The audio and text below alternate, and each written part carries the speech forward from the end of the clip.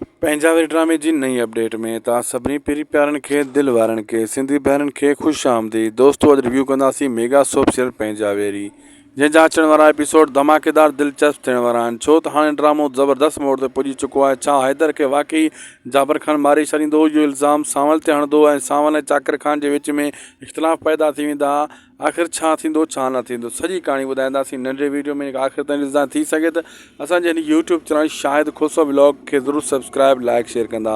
हलूं था जी बहितरीन अपडेट जी तरफ़।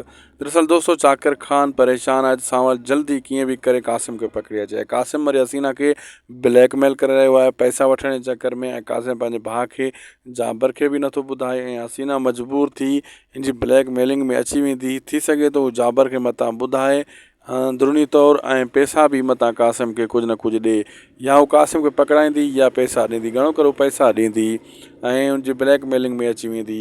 बाक़ी हैदर ॻाल्हियूं ॿुधी वियो आहे जाबर छा छा चवे थो, कहिड़ियूं प्लैनिंगा करे थो, इन जे करे मतां उन जे विच में को इख़्तिलाफ़ पैदा थी वञनि, को न को चकर ज़रूरु खेॾियो वेंदो। वीडियो पुॻो पंहिंजी पुॼाणी ते। अगरि अपडेट सुठी लॻी त महिरबानी करे असांजे हिन यूट्यूब चैनल शाहिद खोसो व्लॉग खे ज़रूरु सब्सक्राइब लाइक शेयर कंदा। अल्लाह हाफ़िज़।